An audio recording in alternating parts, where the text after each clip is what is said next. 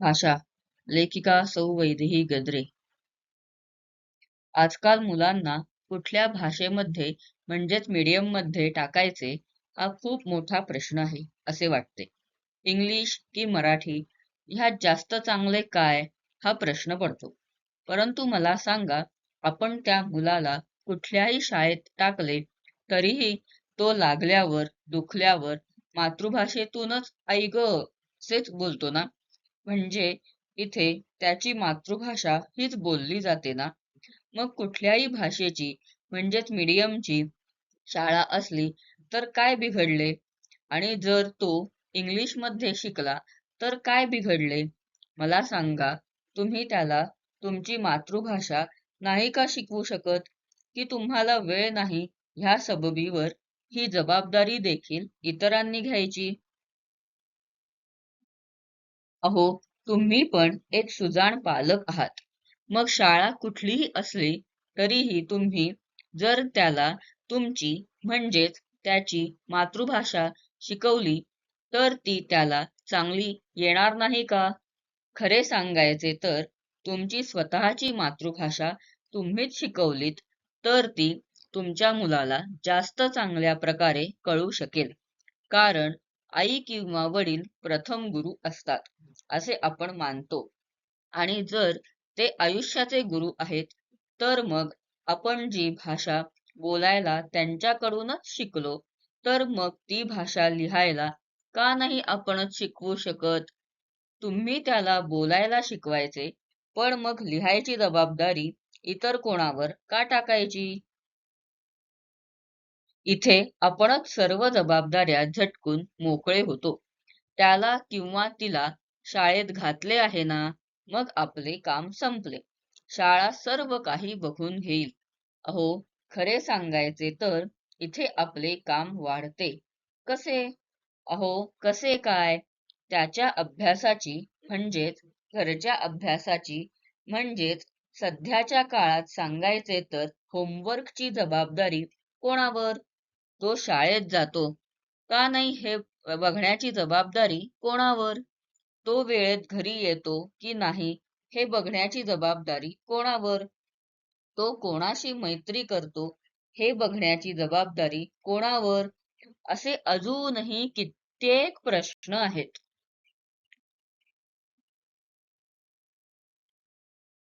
पण मूळ मुद्दा तसाच राहतो. आई आणि वडील हे प्रथम गुरु असतात. मग त्यांनीच त्यांना का त्या मुलाची मातृभाषा शिकवली नाही? त्यांनी नेहमीच शाळेला का दोष दिला? मान्य आहे, शाळेत किमान ज्या राज्यात राहतो तिथे त्या राज्यात बोलली जाणारी म्हणजेच बोलीभाषा हवी. पण मग ह्याचा दोष फक्त शिक्षण यंत्रणेचाच आहे का? की आपला सुद्धा? आपण अशी शाळा शोधतो का की जिथे फक्त आपली मातृभाषा शिकवली जाते, जिथे आपले संस्कार शिकवले जातात? तर ह्याचे उत्तर नाही हेच आहे.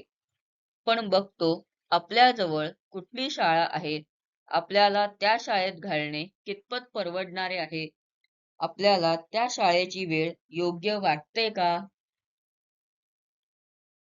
आणि आणखीन अशा अनेक गोष्टी.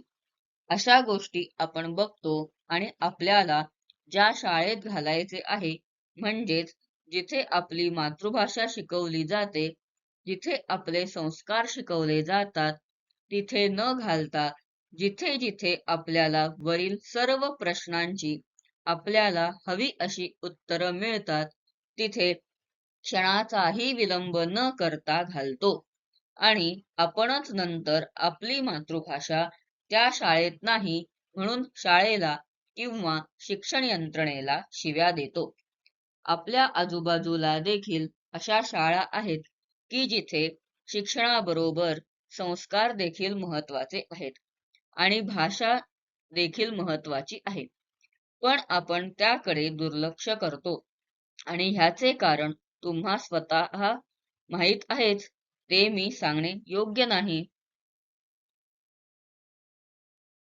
खरे सांगायचे तर आपल्याला कष्ट नकोत आणि ते सुद्धा आपल्याच मुलासाठी, असे माझे मत आहे. मी देखील असाच विचार करत होते.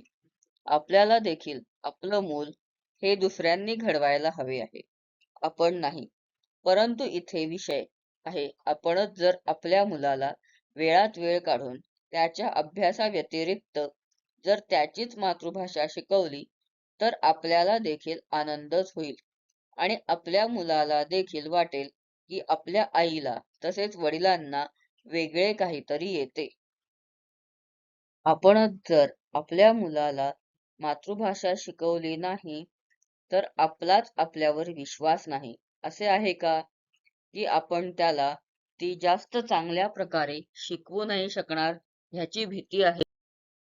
आपल्या राज्यात मातृभाषा ही शिकवावीच लागते आणि असा हा नियम देखील राज्याने काढला आहे. आणि आपल्या राज्याची भाषा ही मराठी आहे. इथे फरक फक्त एवढाच आहे की ती भाषा कधीपासून हवी आणि जर ती भाषा शिकवली जात असेल तर मग उगाच विरोध का करायचा. आणि जर आपल्याला ती भाषा शिकवताच येत नसेल तर मग त्याबद्दल पण तुम्ही बोलणे हे व्यर्थच आहे, नाही का? त्यामुळे तुम्ही तुमच्या पाल्याला कुठल्याही शाळेत घाला आणि आपल्याच घरात राहून आपल्याच मुलावर संस्कार करा आणि मला सांगा, आपल्या मुलावर आपल्यापेक्षा जास्त चांगले संस्कार कोण करू शकते? तुम्ही स्वतः की शाळा? मी इथे कोणाचीच बाजू घेत नाही, हे कृपा करून लक्षात घ्यावे. साधे उदाहरण आहे. आपण जसे वावरतो, आपण जसे करतो, तशीच आपली मुले अनुकरण करतात आणि हे मी अनुभवते आहे. आपण जसे वळण लावू तसे मुलांना लागते. तुम्ही जास्त लाड केलेत तर त्याचा नक्कीच तुम्हाला त्रास होईल. जास्त काळजी घेतलीत तर कधीच ते स्वतःच्या पायावर उभे राहू शकणार नाही. त्याला देखील त्याची कामे करता येणार नाहीत. ते नेहमी तुमच्यावर अवलंबून राहील आणि स्पष्टच सांगायचे तर ते बिघडेल. तुम्ही ते चालायला लागल्यावर हळूहळू हात सोडताच ना, किंवा मग ते आपणहून सोडतेच ना. मग त्याला इतर सवयी तुम्ही का नाही लावू शकत? का त्याच्या मागे सारखे लागता? का त्याला सर्व गोष्टी हातात आणून देता? का त्याचे सर्वच तुम्ही करता? त्याला देखील नकार पचवायला लावा. त्याला देखील तुमच्या कामात मदत करायला लावा. त्याला देखील स्वतःची कामे वेळेवर करायला लावा. ते पडेल, धडपडेल, पण तुम्ही आहातच ना त्याला सांभाळायला, त्याला सावरायला. आणि हे संस्कार शाळेतून दिले जातात का? की ह्याची सवय आपल्याला लहानपणापासूनच लागलेली असते? नाही ना. मग आपण आपली मातृभाषा का लहान असल्यापासूनच शिकवत नाही? जर त्याला आपण स्वतःची कामे स्वतः करायची सवय लावली तर हे त्याला आणि आपल्याला पण फायद्याचेच आहे. कारण आपली कामे कमी होतील, आपल्याला त्याला वेळ देता येईल आणि आपल्याला त्याला आपली मातृभाषा देखील शिकवता येईल. रोज एक अक्षर देखील शिकवले तरी देखील खूप झाले. रोज एक असे म्हणते तर साधारण 2 महिन्यात ते मुळाक्षरे शिकेल. कारण आपल्या मराठीत मुळाक्षरे आहेत. त्यात स्वर आणि व्यंजन हा प्रकार आहे. माहित नसतील तर ती देखील सांगते. ह्या लेखाच्या शेवटी तेही सांगते. पण सुरुवात श्री गणेशा हा आपल्यापासूनच व्हायला हवा असे मला वाटते. मग आपल्याला कधीच असे म्हणता येणार नाही की आपली मातृभाषा आपल्या मुलाला येत नाही. अगदी साधी गोष्ट असते. आपण तो थोडा मोठा झालाय हे आपण मान्यच करत नाही. 4-5 वर्षांची मुले झाली तरी त्यांना साधे त्यांच्या हाताने जेवता येत नाही. साधी पॅन्ट घालता येत नाही. इथे आई आणि वडील दोघेही लाड करतात आणि अति लाड केले की मुले बिघडली की मग आहेच परत दुसऱ्यांना बोलायला. इथे आपल्यालाच कठोर व्हायला हवे आणि सुरुवात आपल्यापासूनच करायला हवी. शेवटी वळण हे घरातूनच लागते आणि जर अति लाड केले तर मग आपलेच वाईट आहे, हे लक्षात ठेवा. लाड करावेत पण कधी हा देखील विचार ज्याचा त्याने करावा. असो, बघा, विचार करा आणि बघा आपल्यालाच किती आनंद होईल. आणि सांगा, वर सांगितल्याप्रमाणे मी खाली मुळाक्षरे सांगते. स्वर अ, आ, इ, ई, उ, ऊ, ऋ, लू, ए, ऐ, ओ, औ, अम, आहा. पहिली वेलांटी, दुसरी वेलांटी, पहिला उकार, दुसरा उकार आणि काना. व्यंजने क, ख, ग, घ, ङ, च, छ, ज, झ, ङ, ट, थ, ड, ढ, न, त, थ, द, ध, न, प, फ, ब, भ, म, य, र, ल, व, श, श, स, ह, ळ, श, ञ. आपली आवड आपल्यातील कला जाणून घेण्यासाठी आपल्याला कलाधिपती ह्या पुस्तकाचा देखील उपयोग होऊ शकतो.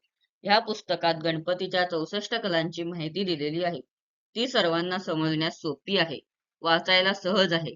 ज्यांना कोणाला हे पुस्तक हवे असेल त्यांनी संपर्क साधावा.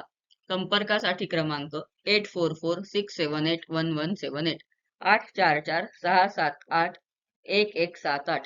पुस्तकाची मूळ किंमत 150 रुपये आहे. भारतभर शिपिंग चार्जेस फ्री.